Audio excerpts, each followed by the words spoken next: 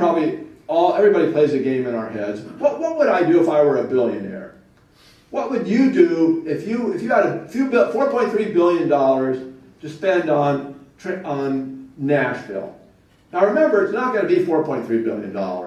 Every light rail line ever built in America has had a huge cost overrun, and the average overrun has been 50%. Many have been 100%. So it's not going to be 4.3, it's going to be $6.something billion, $6.5 billion. So what could you do if you had that money? Well, first of all, let's look at transit. You could replace every single bus in the Nashville system with a battery-powered electric bus. Could drive all day on a charge of batteries, and you could replace both the regular buses and the articulated buses, and you could double it. You could buy twice as many buses as you have today. You could double transit service, and for the next 20 years you could pay all the operating costs of doubling transit service and have free buses for 20 years for the cost of one light rail line, of your light rail plan. But what if you want to relieve congestion? Even if you double bus service, even if you fill those buses, it's not going to be enough people to relieve congestion because most people still want to drive. You have about 219 miles of freeways in the Nashville metropolitan area.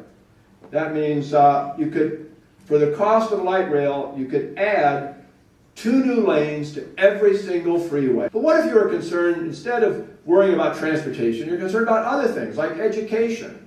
Well, for the cost of the light rail, you could buy every single student in the Nashville Metropolitan School District an Apple laptop computer. Have it fully loaded with all the software the students need to do their schoolwork. And we all know computers go obsolete. So you could buy a new computer for every single student every 3 years for the next 20 years for the cost of the Nashville light rail. Now, which do you want to do? Do you want to improve transit service? Do you want to build new freeway lanes?